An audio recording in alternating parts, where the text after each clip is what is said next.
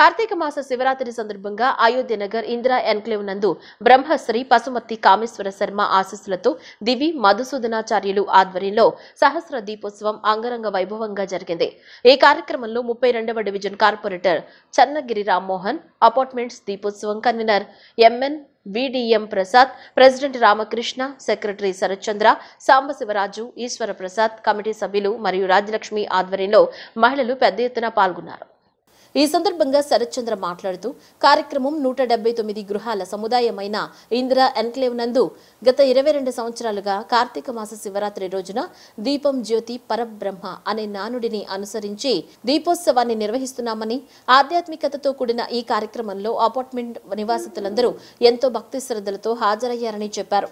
మేము గత 22 సంవత్సరాలుగా ఈ కార్తీక మాస శివరాత్రి సందర్భంగా ఈ యొక్క దీపోత్సవాన్ని అత్యంత వైభవపేతంగా నిర్వహించుకుంటూ వస్తున్నాం. ఈ సంవత్సరంలో కూడా అదే పరంపరలో అత్యంత వైభవపేతంగా జరుపుకుంటున్నాం. దీనికి అంతటికీ ముఖ్య కారణం మా గురువు గారు కీర్తిశేషులు బ్రహ్మశ్రీ కామేశ్వర శర్మ గారి యొక్క ఆశీస్సులతో ఈ కార్యక్రమాన్ని మేము మొదలుపెట్టాం. అనాదిగా 2003లో మొదలుపెట్టాం. ఇది అప్పటి నుండి కూడా శ్రీ దివి మధుసూదనాచార్యులు గారు మాకు ఈ పూజా కార్యక్రమాన్ని నిర్వహిస్తూ వస్తున్నారు. అలాగే పశుపతి కామేశ్వరం గారి నేతృత్వంలో వారి యొక్క దివ్య ఆశీస్సులతో ఈ సంవత్సరం కూడా మేము ఈ కార్యక్రమాన్ని చేస్తున్నాం. ఇందులో దాదాపు 179 అపార్ట్మెంట్లో నివసిస్తున్నటువంటి 800 మంది పాల్గొంటున్నారు. కుల మతాలకు అతీతంగా ఈ కార్యక్రమాన్ని మేము జరుపుకుంటున్నాం.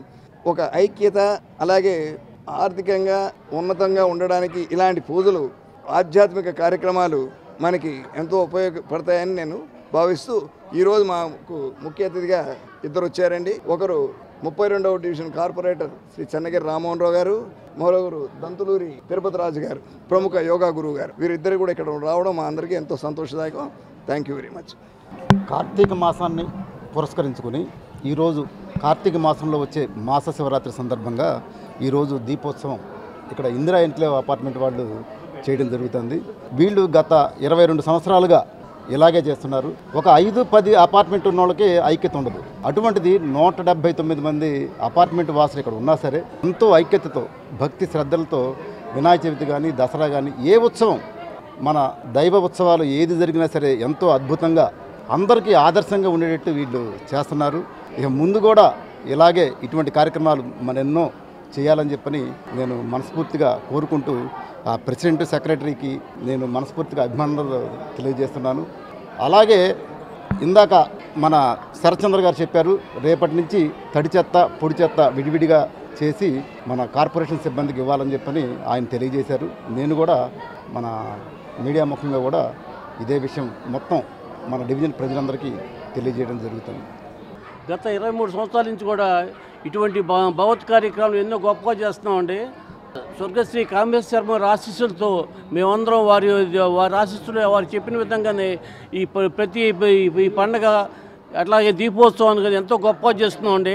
దీని ఎంతోమంది సహకారం, 179 మంది ప్లాట్ల వారు కూడా ఎంతో సహకారం చేస్తున్నారు.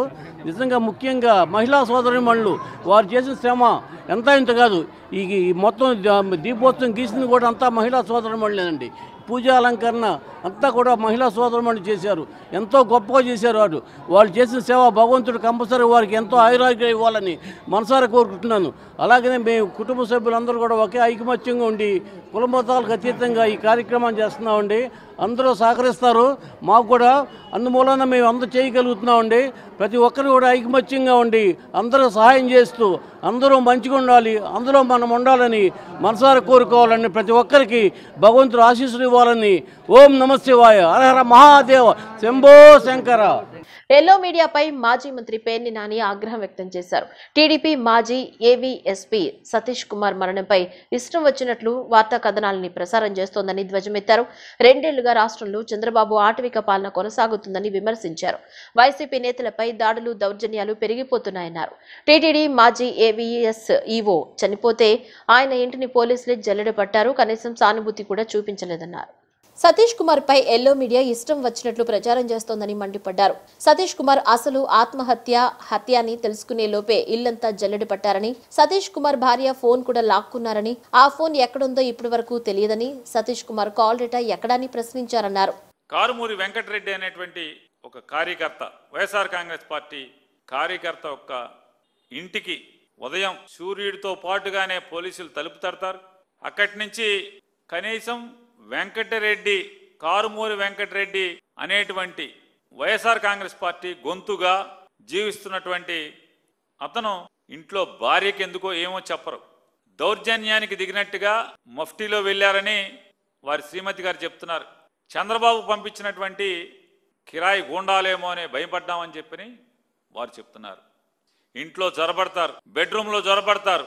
కనీసం ఎఫ్ఐఆర్ కాపీని చూపించి, అమ్మ మీ భర్త గారిని లేపుకురండి, లేదా మీ ఇంటాయన్ని పిలవండి, కారుమూరి వెంకటరెడ్డి గారిని పిలవండి, ఆయన మీద కేసు అయింది, మేము అరెస్ట్ చేసి తీసుకెళ్తున్నాం, ఇదిగో నీకు నోటీస్ ఇస్తున్నాం అని చెప్పని ఏమాత్రం కూడా చట్టం మేరకు లేదా మనం పొందుపరుచుకున్నటువంటి పోలీస్ రూల్స్ మేరకు కానీ ఎక్కడ ప్రవర్తించకుండా బందిపోట్లులా ఇంట్లో చొరపట్టం, గూండాల్లా ఇంట్లో చొరపట్టం, వాళ్ళ భార్య గారి యొక్క చెప్పేటువంటి కథనం మేరకు వారు చెప్పేటువంటి బాధతో కూడినటువంటి స్వరంతో వాడు చెప్తున్నటువంటి పరిస్థితులు.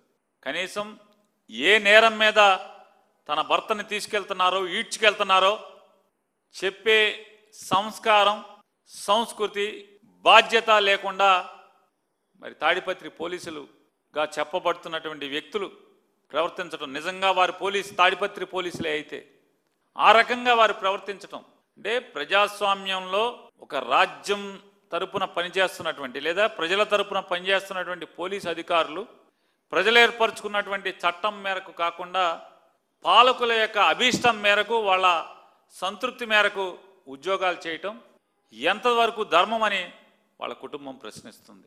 మతం ముసుగులు రాష్ట్రంలో పథకం ప్రకారం మారణ హోమం జరుగుతున్న మోదీ ప్రభుత్వం మౌనం ప్రదర్శించడం చాలా దారుణమని సిపిఐ జాతీయ కార్యదర్శి రామకృష్ణ ఆవేదన వ్యక్తం చేశారు. కూటమి ప్రభుత్వం అధికారంలోకి వచ్చిన తర్వాత ఈ 2 ఏళ్ల కాలంలో దళిత గిరిజనులపైన దాడులు, అత్యాచారాలు జరుగుతున్న ప్రభుత్వం నిద్రావస్థలో ఉందని మండిపడ్డారు. సామాజిక న్యాయం, ఆత్మగౌరవం కోసం దళిత, గిరిజన, మైనార్టీలపై దాడులను ఖండిస్తూ జనగణనలో కులగణన చేపట్టాలని కోరుతూ సిపిఐ జాతీయ సమితి పిలుపు మేరకు రాష్ట్ర వ్యాప్తంగా ఆందోళన కార్యక్రమాలు నిర్వహించారు. మోదీ ప్రభుత్వం అనుసరిస్తున్న నియంతృత్వ, ప్రజా వ్యతిరేక సిపిఐ పిలుపులో భాగంగా విజయవాడలో అంబేద్కర్ సామాజిక స్మృతివనం ఎదుట నిర్వహించి నిరసన కార్యక్రమంలో సిపిఐ జాతీయ కార్యదర్శి కె రామకృష్ణ, నగర కార్యదర్శి జి కోటేశ్వరరావు, రాష్ట్ర స్థాయి నేతలు పాల్గొన్నారు. ఆందోళన కార్యక్రమంలో రామకృష్ణ మాట్లాడుతూ వెనుకబడిన వర్గాలపై జరుగుతున్న దాడులపై కేంద్ర రాష్ట్ర ప్రభుత్వాలు వ్యవహరిస్తున్న తీరును ఆక్షేపించారు. దేశంలో మైనార్టీలను 2వ స్టేట్గా విభజించి చిన్నచూపు చూడటం తగదన్నారు. అణచివేత ధోరణిలో దాడులకు పాల్పడుతున్న మనువాద మతోన్మాదులను కఠినంగా శిక్షించాలని డిమాండ్ చేశారు. దేశానికి స్వాతంత్ర్యం వచ్చి 7 దశాబ్దాలు దాటినా అణగారిన వర్గాలకు రక్షణ లేకుండా పోయిందని ఆవేదన వ్యక్తం చేశారు. జనగణనలో కులగణన చేపట్టి ఉద్యోగ, ఉపాధి, ఆర్థిక పరిస్థితులకు అనుగుణంగా రిజర్వేషన్లు అమలు చేయాలని కేంద్ర ప్రభుత్వాన్ని డిమాండ్ చేశారు. కగార్ పేరుతో అటవీ ప్రాంతంలో జీవిస్తున్న అమాయక గిరిజనులను కాల్చివేస్తున్నారని మండిపడ్డారు. కనీసం చర్చలకు పిలవకుండా హోంమంత్రి ఆదేశాల మేరకు నిర్దాక్షిణ్యంగా మావోయిస్టులను చంపేస్తున్నారని ధ్వజమెత్తారు. చేయాలి సామాజిక న్యాయాన్ని, దేశంలో సామాజిక న్యాయాన్ని, సామాజిక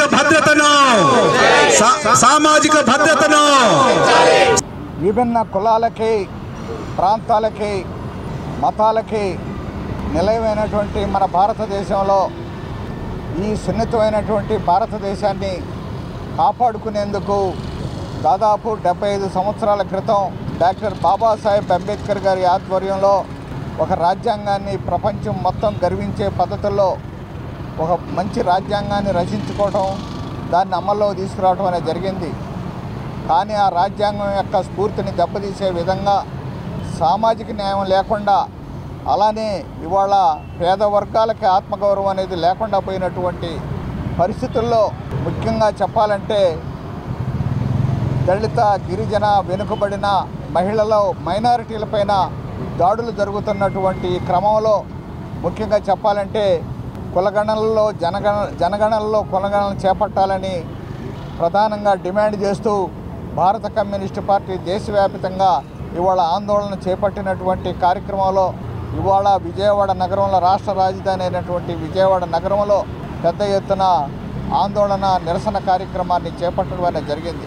అందరూ గ్రహించాలి, నరేంద్ర మోడీ 11 సంవత్సరాలుగా భారతీయ జనతా పార్టీ నాయకత్వంలో అధికారంలోకి వచ్చిన తర్వాత కాశ్మీర్లో ప్రారంభించి 370 అధికారాన్ని ఎత్తివేసి ఆయన పరిపాలన సాగించి అక్కడ ముస్లింల మీద వారందరి మీద దాడులు దౌర్జన్యాలు ఇవన్నీ కూడా చేయించడం అనేది జరుగుతుంది. పరిపాలన కూడా వాళ్ళ చేతుల్లో లేకుండా చేయాలని చూస్తే ప్రజలంతా కూడా పరిపాలన వారు దక్కించుకోవడం అనేది జరిగింది. జనగణనలో కులగణన చేపట్టాలని చెప్పి కూడా సిపిఐ తరఫున మేము డిమాండ్ చేస్తూ ఉన్నాం.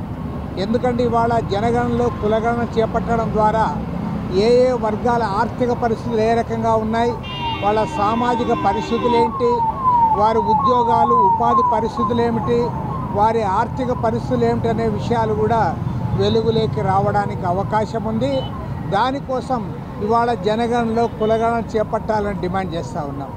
దేశవ్యాప్తంగా వెనుకబడిన కులాల సంఘాలు, రాజకీయ పార్టీలు, వామపక్షాలు అందరం కూడా డిమాండ్ చేసిన తర్వాత ప్రభుత్వం అంగీకరించింది తప్ప అమలు చేయడానికి పూనుకోవడం లేదు.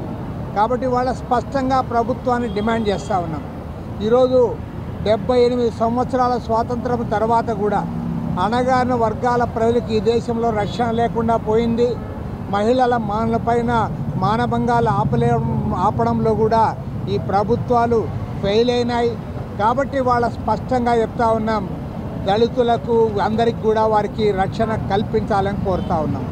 ఇలాంటి దురాగతాలు ఒకవైపు దళితులపైన మైనార్టీలపైన జరుగుతున్న నేపథ్యంలో మరోవైపు అటవీ ప్రాంతంలో ఉన్నటువంటి గిరిజనులపైన కూడా ఇవాళ అనేక రకాల అకృత్యాలు అత్యాచారాలు జరుగుతూ ఉన్నాయి. నక్సలైట్ల పేరు మీదుగా ఇవాళ అమాయకులైన గిరిజనులను కాల్చి చంపుతూ ఉన్నారు. నక్సలైట్ల సానుభూతి పరులనే పేరుతో కూడా ఇవాళ గూడాల్లో ఉన్నటువంటి కష్టజీవులైన గిరిజనుల ప్రాణాలకు ఇవాళ విలువ లేకుండా పోతూ ఉంది. ఈరోజు నక్సలైట్ సోదరులందరూ కూడా ప్రభుత్వంతో చర్చలు చేయడానికి వారు ముందుకు వచ్చినా సరే చర్చలు చేయడానికి కూడా వాళ్ళు నిరాకరిస్తూ ఉన్నారు. భారతదేశ హోంమంత్రిగా ఉన్న అమిత్ షా గారు ఇవాళ స్పష్టంగా ప్రకటిస్తూ ఉన్నారు, మిమ్మల్ని కాల్చి చంపుతాం తప్ప మీతో చర్చలు జరిపేది లేదని చెప్తా ఉన్నాడు. ఇది సరైంది కాదు. అందరికీ తల్లి, తండ్రి, గురువులు దైవంతో సమానం. అయితే జగన్ విషయంలో మాత్రం వారు ఆయనకు దయ్యంతో సమానమని ఏపీ లిడ్ క్యాప్ చైర్మన్ పిల్లి మాణిక్యారావు విమర్శించారు. ఎవరైనా చదువు, సంస్కారం, మంచి విలువలతో కూడిన జీవితం కోసం తల్లి, తండ్రి, గురువులను ఆశ్రయిస్తారని, కానీ జగన్ అందుకు వ్యతిరేకంగా వ్యవహరిస్తాడని ఆరోపించారు. దేవాలయాల్లో డిక్లరేషన్ ఇవ్వకుండా గతంలో దేవుళ్లను కూడా అవమానపరిచిన వ్యక్తి జగన్ అని చెప్పారు. జగన్ రాజకీయాలు అన్నీ కావు, పరకామణిలో సైతం చోరీకి పాల్పడ్డారని ఆరోపించారు. ఎన్నికలకు ముందు వైఎస్ కుటుంబాన్ని వాడుకున్నాడు, ప్రస్తుతం దేవుడిని వాడుకుంటున్నాడు. ఇలా అందరినీ వాడుకోవడమే జగన్ పని అని విమర్శించారు. దేవదేవుడు వెంకన్నని రాజకీయాలకి ఏ విధంగా వాడుకున్నాడో రాష్ట్ర ప్రజలందరూ కూడా చూశారు.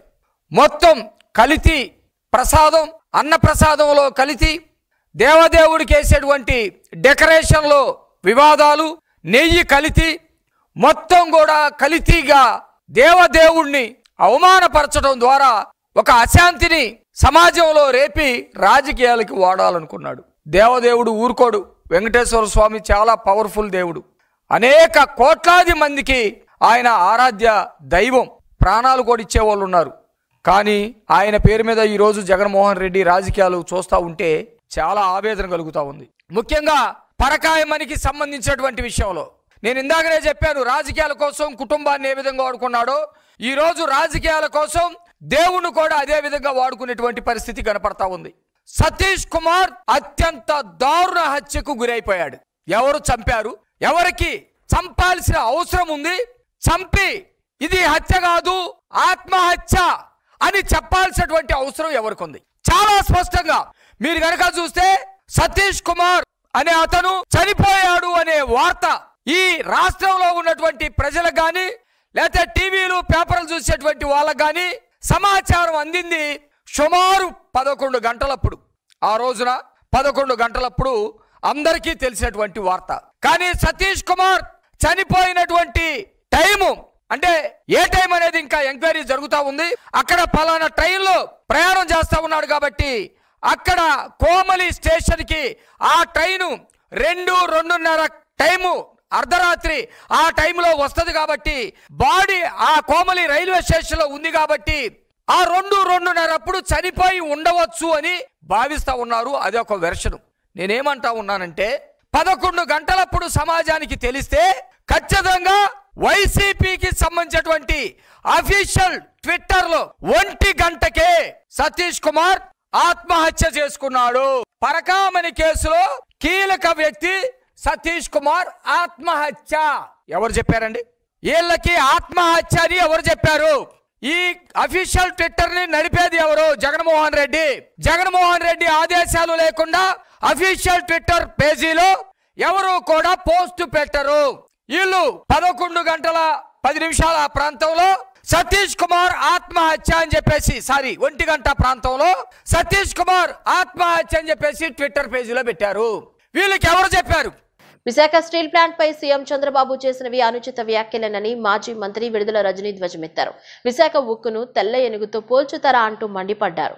ప్లాంట్ నిర్వహణ చంద్రబాబుకు భారంగా మారిందని, అందుకే విశాఖ ఉక్కు ఫ్యాక్టరీని ఊరేస్తున్నారని విమర్శించారు.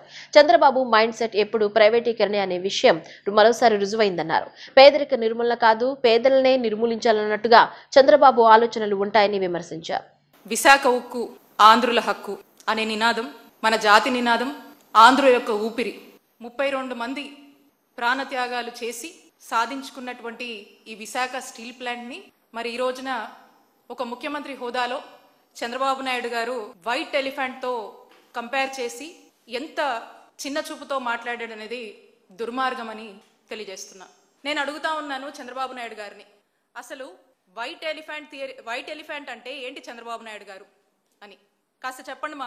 మాకు తెలిసి రాష్ట్ర ప్రజలకు తెలిసైతే మాత్రం వైట్ ఎలిఫెంట్ అని ఏదైనా మనకు భారం అనిపిస్తే దాన్ని వైట్ ఎలిఫెంట్తో పోలుస్తాం. మరి ఈ రోజున మీరు వైట్ ఎలిఫెంట్తో విశాఖపట్నం స్టీల్ ప్లాంట్ని ఈరోజు పోలుస్తున్నారు అంటే విశాఖపట్నం స్టీల్ ప్లాంట్ మీకు భారం అయిందనా అర్థం? అక్కడున్నటువంటి కార్మికుల యొక్క భారం మీ మీద పడుతుందనా? అక్కడ యొక్క కార్మికుల ఉద్యోగాలు కావచ్చు, వాళ్ళ జీతాలు కావచ్చు, అది మీకు భారంలా కనిపిస్తుందా? మొత్తానికి మొత్తం ఈ విశాఖ స్టీల్ ప్లాంట్ ప్రాజెక్టు మొత్తం కూడా చంద్రబాబు నాయుడు గారికి భారంగా కనిపిస్తుంది కాబట్టి వైట్ ఎలిఫెంట్ అని చెప్పేసి ఈరోజు మీరు కంపేర్ చేస్తూ మాట్లాడుతున్నారు. నేను అడుగుతా ఉన్నాను, ఈ భారాన్నే మీరు వైట్ ఎలిఫెంట్ థియరీ అని అంటున్నారా చంద్రబాబు నాయుడు గారు? మాకు అర్థమైంది అయితే ఇది. ఇంకేదన్నా ఉంటే మీరు చెప్పండి. ఎంతో మంది చెప్తూనే ఉంటారు, మనం కూడా చూస్తూనే ఉన్నాము. చంద్రబాబు నాయుడు గారి జర్నీ అంతా కూడా ఆయన ముఖ్యమంత్రి ఇన్ని సంవత్సరాల నుంచి 14 సంవత్సరాల నుంచి కూడా పరిపాలన పరంగా చూస్తూ ఉన్నాము. అందరికీ తెలుసు చంద్రబాబు నాయుడు గారి మైండ్ సెట్, ఆయన యొక్క ఫిలాసఫీ ప్రైవేటైజేషన్. ఆంధ్రప్రదేశ్లో అతిపెద్ద సంఘంగా ఉన్న తమకు ప్రభుత్వం గుర్తింపు ఇవ్వాలని గవర్నమెంట్ డాక్టర్స్ అసోసియేషన్ రాష్ట్ర అధ్యక్షుడు డాక్టర్ పి శ్రీనివాస్ కోరారు. ఆయన ప్రెస్ క్లబ్లో విలేకరులతో మాట్లాడుతూ గుర్తింపు కోసం ప్రభుత్వానికి ఎన్నిసార్లు వినతి పత్రాలు సమర్పించినా ఎలాంటి స్పందన లేదన్నారు. బకాయిలు చెల్లించాలని కోరారు. డాక్టర్లకు ఆర్థిక బకాయిలు ఆపవద్దని సుప్రీంకోర్టు సూచించిన విషయాన్ని గుర్తు చేశారు.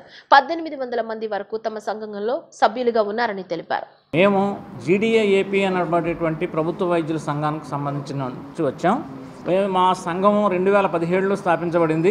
అది ఇప్పటి వరకు దగ్గరగా 1800 మంది వరకు సభ్యులు మా సంఘంలో. వైద్యుల సంఘాల్లో అత్యధిక సభ్యత్వం కలిగినటువంటి సంఘం మాదే. సో మాది 2017లో స్థాపించబడి అప్పటి నుంచి కంటిన్యూస్గా పనిచేస్తున్నాం. మా యొక్క ఆడిటింగ్ కానీ అంతా కూడా రెగ్యులర్గా చేస్తున్నాం. మా రికార్డ్స్ అన్నీ వెల్ మెయింటైన్. మేము రికగ్నిషన్ కోసం గవర్నమెంట్కి అప్లై చేసుకున్నాం చాలా కాలం నుంచి. 3 సంవత్సరాల క్రితం నుంచి అదే పని మీద చేస్తున్నాం, కానీ గవర్నమెంట్ మమ్మల్ని గుర్తించడానికి నిరాకరిస్తుంది. సో దానివల్ల మేము ఇప్పుడు మీడియా ముందుకు రావాల్సి వచ్చింది. అన్ని సంఘాలు కూడా, అంటే ప్రభుత్వంలో ఉన్నటువంటి అన్ని ఉద్యోగ సంఘాలతోటి కూడా చీఫ్ సెక్రటరీ గారు మీటింగ్లకు పిలుస్తున్నారు, కానీ మమ్మల్ని ఇగ్నోర్ చేస్తున్నారు. అంటే మాకు సమస్యలు లేవనా? కాదు కదా. మాకున్న సమస్యలను మేము చెప్పుకోవడానికి మేము అనేక పర్యాయాలు ప్రయత్నం చేసాం, కానీ ఇప్పటి వరకు జరగలేదు. మా యొక్క సానుకూలంగా ప్రభుత్వం స్పందించలేదని చెప్పేసి మీడియా ద్వారా మా యొక్క సమస్యల్ని తీసుకొద్దామని చెప్పేసి మేము ముందుకు వచ్చాం. మరి మీ సమస్యలు ఏంటయ్యా అన్నారనుకో, మాకు 2016లో యూజీసీ పిఆర్సీ ఉన్నది, మాకు దాన్ని రివైజ్ చేయాలి 2016లో, కానీ దాన్ని 2021లో రివైజ్ చేశారు. దానివల్ల 5.5 సంవత్సరాలు లేట్ అయిపోయింది. సో ఆ గడిచిన కాలానికి సంబంధించినటువంటి ఆ 5.5 సంవత్సరాల యొక్క బకాయిలు, జీతభత్యాల బకాయిలు ఇప్పటి వరకు చెల్లించలేదు ప్రభుత్వం. దాని గురించి మేము అనేక పర్యాయాలు ప్రభుత్వానికి విన్నవించుకోవడం జరిగింది, కానీ స్పందన శూన్యంగా ఉంది. కాబట్టి మీడియా ద్వారా మా యొక్క సమస్యల్ని ప్రభుత్వం దృష్టికి తీసుకెళ్లాలని వచ్చాం. జీడీఏఏపీ అనే సంస్థ 2017 నుంచి పనిచేస్తుంది.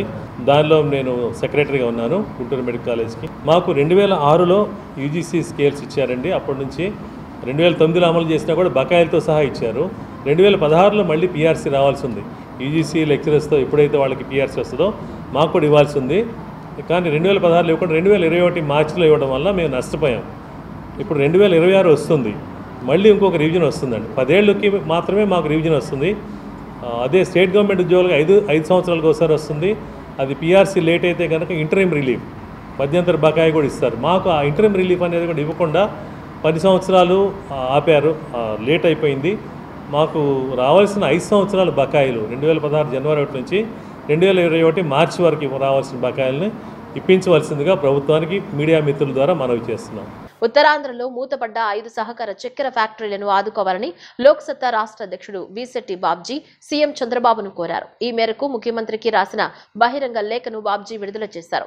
విజయవాడ ప్రెస్ క్లబ్ లో నిర్వహించిన విలేకరుల సమావేశంలో లోక్సత్తా నేత మాట్లాడుతూ మూతపడ్డ 5 చక్కెర ఫ్యాక్టరీలపై సుమారు 70,000 రైతు కుటుంబాలు, వందలాది మంది కార్మికులు, ఉద్యోగులు ఆధారపడి జీవించారని, ఊహించని రీతిలో ఫ్యాక్టరీలు మూతపడ్డంతో వారంతా దిక్కుతోచని స్థితిలో ఉన్నారని, కొంతమంది కార్మికులు ఆందోళనతో చనిపోయారని బీసెట్టి ఆవేదన వ్యక్తం చేశారు. ఉత్తరాంధ్రలో మూతపడ్డ 5 సహకార చక్కెర ఫ్యాక్టరీలను ఆదుకోవాలని లోక్సత్తా రాష్ట్ర అధ్యక్షుడు వీశెట్టి బాబ్జీ సీఎం చంద్రబాబును కోరారు. ఈ మేరకు ముఖ్యమంత్రికి రాసిన బహిరంగ లేఖను బాబ్జీ విడుదల చేశారు. విజయవాడ ప్రెస్ క్లబ్ లో నిర్వహించిన విలేకరుల సమావేశంలో లోక్సత్తా నేత మాట్లాడుతూ మూతపడ్డ 5 చక్కెర ఫ్యాక్టరీలపై సుమారు 70,000 రైతు కుటుంబాలు, వందలాది మంది కార్మికులు, ఉద్యోగులు ఆధారపడి జీవించారని, ఊహించని రీతిలో ఫ్యాక్టరీలు మూతపడ్డంతో వారంతా దిక్కుతోచని స్థితిలో ఉన్నారని, కొంతమంది కార్మికులు ఆందోళనతో చనిపోయారని బీసెట్టి ఆవేదన వ్యక్తం చేశారు. గౌరవ ముఖ్యమంత్రి నారా చంద్రబాబు నాయుడు గారికి ఒక లేఖని విడుదల చేశాం. ఈ లేఖ ద్వారా వారిని కోరుతున్నది ఏంటంటే, ఆంధ్రప్రదేశ్ రాష్ట్రంలో కీలకమైనటువంటి సహకార చక్కెర కర్మాగారాలు ఉత్తరాంధ్రలో ఉన్నాయి. అందులో కీలకంగా విశాఖపట్నం జిల్లాలో 1, విజయనగరం జిల్లాలో 1 ఉన్నాయి. ఇందులో ఏటుకొప్పాక, తాండవ, అనకాపల్లి, చోడవరం, భీమసింగి షుగర్ ఫ్యాక్టరీలు. ఈ 5 ఫ్యాక్టరీల్లో దాదాపుగా 70,000 మంది రైతులు ఆధారపడి ఉన్నారు. వేల మంది, వందల మంది కార్మికులు, ఉద్యోగస్తులు, వాళ్ళ కుటుంబాలు ఆధారపడి ఉన్నాయి. 2019 నుంచి 24 వరకు మొత్తం ఫ్యాక్టరీలని మూతపడిపోతే అర్ధాంతరంగా రైతులంతా రోడ్డు మీద పడ్డారు. కార్మికులు, ఉద్యోగస్తులు కొంతమంది ఆవేదనతో చనిపోయారు. ఈ పరిస్థితిలో గౌరవ ముఖ్యమంత్రి చంద్రబాబు నాయుడు గారిని నేను లోక్సత్తా నుంచి కోరుతున్నాను. మీరు చాలామందికి ఉపాధి ఇస్తామని చెప్పి విశాఖపట్నంలో సిఐఏ సదస్సులు పెట్టి సదస్సుల ద్వారా కొత్త పరిశ్రమలు తీసుకొస్తున్నారు. ఇప్పుడు మూతపడిన పరిశ్రమలు తెరిపించగలిగితే ఇటు రైతు, కార్మికులు, ఉద్యోగస్తులు ఆదుకునే వాళ్ళు అవుతారు. ఉత్తరాంధ్ర అనగానే వ్యవసాయంలో చక్కెర వరి తర్వాత స్థానంలో పొంది ఉంది.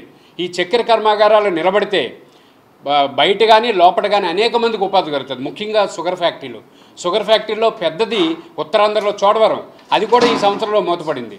ఈ పరిస్థితిలో గౌరవ ముఖ్యమంత్రి చంద్రబాబు నాయుడు గారు వెంటనే దృష్టి సారించి ఈ కర్మాగారాల్లో తెరవకపోతే పనిచేసే మిషన్లు కూడా ఈరోజు తుప్పుపట్టిపోయే పరిస్థితి ఉన్నది. ఇవి కూడా రేపు అమ్మడానికి కూడా పనికిరాదు. కాబట్టి ఇథనాల్ కర్మాగారంగానైనా పెట్టండి, లేకపోతే స్కిల్ డెవలప్మెంట్ సెంటర్లోనే పెట్టండి. కానీ వెంటనే సహకార రంగాన్ని గౌరవ ముఖ్యమంత్రి ఆదుకోవాలి. ఉత్తరాంధ్రలో ఉన్నటువంటి సహకార చక్కెర ఫ్యాక్టరీని తెరిపించాలని లోక్సత్తా రాష్ట్ర అధ్యక్షుడిగా నేను కోరుతున్నాను. మారేడుమిల్లిలో జరిగిన ఎన్కౌంటర్పై న్యాయ విచారణ జరిపించాలని పౌర హక్కుల సంఘం రాష్ట్ర ప్రధాన కార్యదర్శి చిలుక చంద్రశేఖర్ రాష్ట్ర ప్రభుత్వాన్ని డిమాండ్ చేశారు. ఎన్కౌంటర్ పేరుతో మావోయిస్టు నాయకుడు హిడ్నా మరో 5గురిని పోలీసులు అదుపులోకి తీసుకుని చిత్రహింసలకు గురిచేసి కాల్చి చంపి ఎన్కౌంటర్ గా ప్రకటించారని ఆరోపించారు. పోలీసులు అదుపులోకి తీసుకున్న మావోయిస్టు పార్టీ నేతలను వెంటనే కోర్టులో హాజరుపరచాలన్నారు. గాంధీనగర్లోని ప్రెస్ క్లబ్ లో ఏర్పాటు చేసిన విలేకరుల సమావేశంలో పౌర హక్కుల సంఘం రాష్ట్ర ప్రధాన కార్యదర్శి చిలుక చంద్రశేఖర్, సహాయ కార్యదర్శి ఆంజనేయులు, వినసం అధ్యక్షుడు అరపవల్లి కృష్ణ మాట్లాడుతూ ఎన్కౌంటర్ పేరుతో మావోయిస్టు నాయకుడు హిడ్నా మరో 5గురిని పోలీసులు అదుపులోకి తీసుకుని చిత్రహింసలకు గురిచేసి కాల్చి చంపి ఎన్కౌంటర్ గా ప్రకటించారని ఆరోపించారు. కానూరు, విజయవాడ సమీపంలోని కానూరులో సిపిఐ మావోయిస్టులు దాదాపు 31 మంది ఉంటున్నారని, వాళ్ళు గత 10 రోజులుగా నివాసం ఉంటున్నారని, ఆ ఇల్లు ఒక అప్పారావు అనే ఆయన దగ్గర నుంచి అద్దెకి తీసుకున్నారని, వాళ్ళు కూలీలుగా విజయవాడలో ఏదైతే ఆటో నగర్ ఉందో ఆటో నగర్లో పనిచేయటానికి వచ్చిన వలస కూలీలుగా ఆ భవనాన్ని అద్దెకి తీసుకున్నారు అని చెప్పేసి అందులో 27 మందిని తమ అదుపులో ఉన్నట్లుగా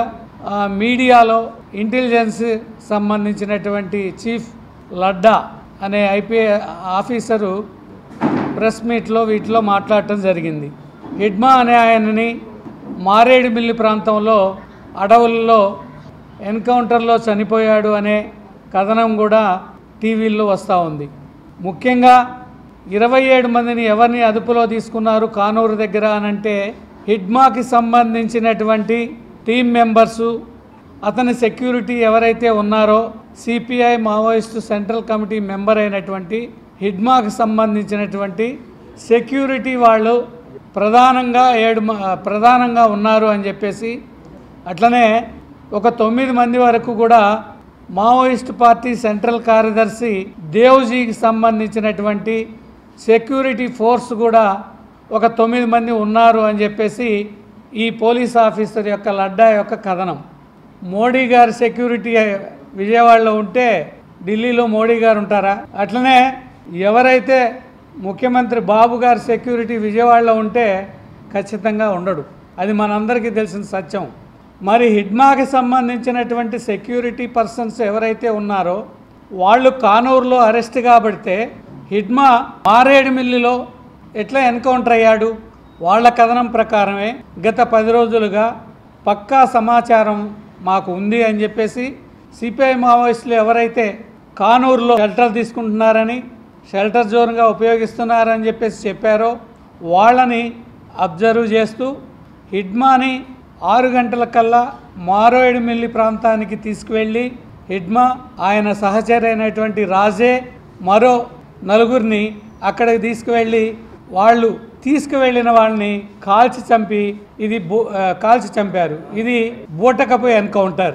కళా సాంస్కృతిక రంగాల్లో అఖిల భారత తెలుగు సాంస్కృతిక సమైక్య సేవలు అభినందనీయమని విజయవాడ మొదటి మెట్రోపాలిటన్ స్పెషల్ మ్యాజిస్ట్రేట్ దేవు నరసింహారావు అన్నారు. సమాజాభివృద్ధిలో కళలు ప్రధాన పాత్ర పోషిస్తాయన్నారు. సామాజిక సేవలు చిరస్మరణీయంగా నిలుస్తాయన్నారు. గాంధీనగర్లోని వెలిదండ్ల హనుమంతరాయ గ్రంథాలయంలో జరిగిన ఆత్మీయ పురస్కారాల ప్రధానోత్సవంలో ఆయన ముఖ్య అతిథిగా విచ్చేసి ప్రసంగించారు. సమాజ అభివృద్ధిలో కళలు ప్రధాన పాత్ర పోషిస్తాయన్నారు. సామాజిక సేవలు చిరస్మరణీయంగా నిలుస్తాయన్నారు. నిరంతరం సేవలందించడంలో డాక్టర్ గణగళ్ల విజయ్ కుమార్ సఫలీకృతులయ్యారన్నారు. భారతదేశంలోని 16 రాష్ట్రాల్లో ఘనత సాధించిన విజయ్ కుమార్ అభినందనీయుడని ఆంధ్రప్రదేశ్ రాష్ట్ర survey and lands records regional joint director CHVSN Kumar అన్నారు. ఆంధ్ర, తెలంగాణ, కర్ణాటక, ఒడిశాల నుంచి వచ్చిన రంగాల ప్రముఖులను విశిష్ట అవార్డులతో సత్కరించారు. ఈ కార్యక్రమంలో షర్మిలా సంపత్, కిల్లాడ అమ్మాజీ, ఏడుకొండలు, జగదీశ్వర శర్మ, వరలక్ష్మి తదితరులు పాల్గొన్నారు.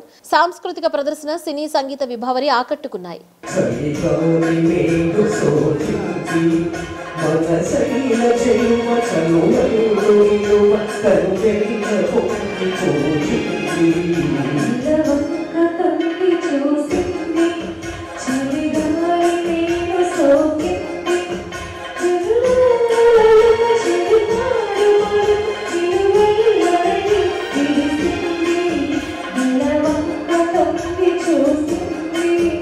అఖిల భారత తెలుగు సాంస్కృతిక సమైక్య నేషనల్ కన్వీనర్. ఈ సంస్థ 25 సంవత్సరాలు నిర్విఘ్నంగా సేవా సాంస్కృతిక కార్యక్రమాలు నిర్వహిస్తూ ఈరోజు 23 మందికి వివిధ పురస్కారాలను అందించడం జరుగుతుంది. ఈ సంస్థ పుట్టినటువంటి 25 సంవత్సరాల్లో భారతదేశంలో 16 రాష్ట్రాల్లో కార్యక్రమం చేయడం జరిగింది. ఈరోజు విజయవాడలో చెప్పడం జరుగుతుంది. ఇంత సుదీర్ఘమైనటువంటి కార్యక్రమాలని మనం నిర్వహించడం అంటే చిన్న విషయం కాదండి. ఎందుకంటే ఒక మొక్కడు పెంచడమే 25 సంవత్సరాలు అంటే చాలా కష్టం. అలాంటిది ఒక సంస్థను నడపడం అంటే చాలా పెద్ద బడ్జెట్తో కూడుకున్న విషయం. ఎలాంటి డొనేషన్ లేకుండా, ఒక రూపాయిని ఆశించకుండా సంవత్సరానికి మనం 25 లక్షల వరకు ఖర్చు పెడుతూ ఈ కార్యక్రమాలు చేయడం అంటే చిన్న విషయం. దీనికి first class magistrate special metropolitan Vijayawada దేవు నరసింహారావు గారు, అలాగే మా CHVSN కుమార్ గారు, Andhra Pradesh state survey and land records వీళ్ళిద్దరూ సమక్షంలో ఈ కార్యక్రమాన్ని మనం జరపడం జరుగుతుంది. దీనికి 8 రాష్ట్రాల నుంచి 23 మంది వివిధ పురస్కారాలు తీసుకోవడానికి రావటం ఈ సంస్థ చేసుకున్నటువంటి అదృష్టాన్ని ఫీల్ అవుతాను. సాంస్కృతిక సంస్థ సిల్వర్ జూబ్లీ సెలబ్రేషన్ సందర్భంగా ఇక్కడ విచ్చేసిన విజేతలందరికీ శుభాకాంక్షలు మరియు అభినందనలు తెలియజేస్తూ సెలవు తీసుకుంటాం. ధన్యవాదాలు. మరి ఈరోజు మరి గండగండ్ల విజయ్ కుమార్ గారు అర్పిత సంస్థ ప్రారంభమయ్యి 25 ఇయర్స్ పూర్తయిన సందర్భంగా సిల్వర్ జూబ్లీ సెలబ్రేషన్స్ చేసుకుంటున్నారు. వారికి హార్టీ కంగ్రాట్స్. వారి సంస్థ ద్వారా మరి ఈరోజు దాదాపు 23 మందికి స్టేట్ అండ్ నేషనల్ అవార్డ్స్ వారు ఇస్తున్నారు. వారందరికీ కూడా శుభాకాంక్షలు తెలియజేసుకుంటూ వారికి నేను హార్టీ కంగ్రాట్స్ తెలియజేస్తున్నాను. Thank you.